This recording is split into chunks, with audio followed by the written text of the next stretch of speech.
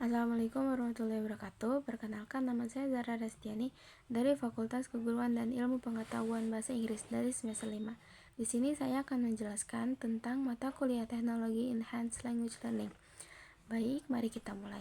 Yang pertama yaitu ada beberapa teori yang berkaitan tentang mata kuliah ini. Yang pertama yaitu Constructivism oleh Vygotsky. Yang kedua itu Behaviorism oleh B.F. Skinner. Yang ketiga yaitu Cognitivism oleh Jean Piaget. Yang keempat yaitu Sociocultural oleh Lanford. Baik, apa itu behaviorism? Behaviorism adalah teori belajar yang menekankan pada perilaku yang dapat diamati atau observable behavior dan pengaruh lingkungan external stimuli terhadap perilaku tersebut. Artinya, teori ini tidak hanya memperhatikan proses mental atau pikiran yang terjadi dalam diri seorang, tapi lebih fokus pada bagaimana seseorang bereaksi terhadap rangsangan atau stimulus dari luar. Yang kedua yaitu prinsip utama behaviorism. Behaviorism menurut teori ini, perilaku manusia bisa dibentuk melalui pembiasaan atau habit formation. Ada dua konsep penting, stimulus dan respons. Untuk membentuk perilaku baru, digunakan pengulangan, latihan, penguatan. Contoh, jika siswa mendapat pujian setiap kali menjawab benar, ia akan termotivasi untuk terus belajar dengan cara yang sama. Yang ketiga yaitu tujuan dalam pembelajaran. Dalam konteks belajar, behaviorism berfokus pada pembentukan kebiasaan, latihan terus-menerus, penguatan segera. Tujuannya agar respon yang digunakan menjadi kebiasaan otomatis. Selanjutnya itu penerapan dalam teknologi pendidikan atau TEL, Teknologi Enhanced Language Learning. Behaviorism diterapkan dalam aplikasi pembelajaran bahasa seperti Duolingo, Babbel, Rosetta Stone. Aplikasi ini menggunakan prinsip behaviorism. Misalnya, memberikan latihan berulang-ulang untuk kosakata, lalu memberikan umpan balik langsung. Contohnya, benar atau coba lagi. Yang selanjutnya itu memberikan hadiah atau poin, reinforcement, ketika pengguna berhasil menjawab benar. Dengan demikian, pengguna membentuk kebiasaan belajar bahasa secara bertahap melalui pengulangan dan penguatan. Baik, selanjutnya Cognitivism. Apa itu cognitivism? Cognitivism adalah teori belajar yang menekankan pada proses mental internal yang terjadi di dalam pikiran seseorang selama belajar, bukan hanya perilaku yang tampak seperti pada behaviorism. Artinya, dalam teori ini, belajar dipandang sebagai proses berpikir dan memahami informasi, bukan sekadar pembentukan kebiasaan. Menurut Jean Piaget, seorang tokoh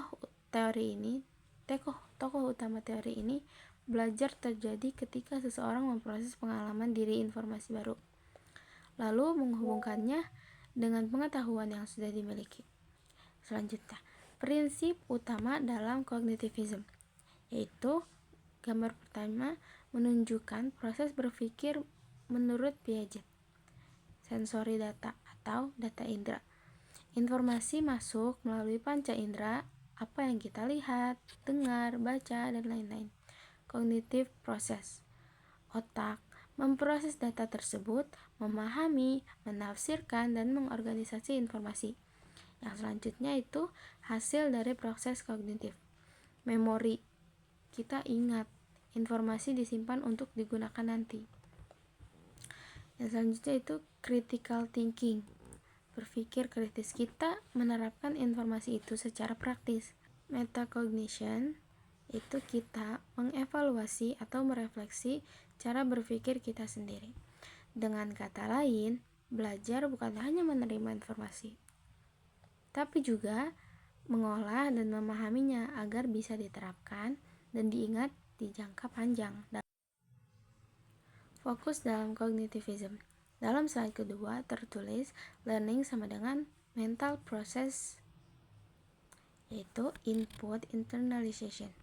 Fokusnya itu learning strategies, reducing cognitive load. Artinya, belajar memproses informasi secara mental, kemudian mengintegrasikannya atau memahaminya dan menyimpannya. Fokusnya adalah menggunakan strategi belajar yang efektif untuk mengurangi beban kognitif agar otak tidak kelebihan informasi. Contohnya, mengelompokkan materi atau menggunakan peta konsep atau memberikan contoh visual atau video agar lebih mudah dipahami. Yang keempat yaitu penerapan dalam teknologi pembelajaran, TEL application. Teknologi Enhanced Language Learning. Dalam konteks teknologi, kognitivism diterapkan melalui alat bantu yang mendorong proses berpikir aktif dan pemahaman mendalam, bukan sekadar hafalan.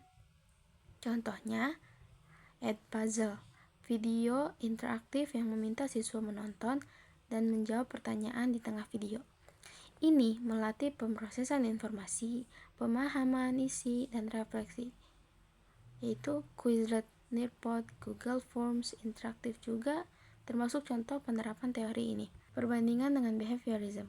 Kalau behaviorism itu fokus utamanya perilaku yang tampak atau observable. Kalau peran pelajarnya itu pasif, merespons stimulasi, yaitu tujuan belajarnya pembentukan kebiasaan, strateginya pengulangan dan penguatan. Contoh aplikasinya Duolingo, Drills, dan feedback. Lalu kalau kognitivism itu fokus utamanya proses mental, memori, pemahaman, dan berpikir. Peran pelajarnya aktif, memproses dan memahami informasi. Tujuannya, pemahaman dan penyimpanan pengetahuan. Strateginya untuk strategi berpikir dan pemecahan masalah. Yang selanjutnya contoh aplikasinya itu Edpuzzle atau video interaktif dan refleksi. Baik, sekian dari saya. Mohon maaf bila ada kesalahan kata. Wassalamualaikum warahmatullahi wabarakatuh.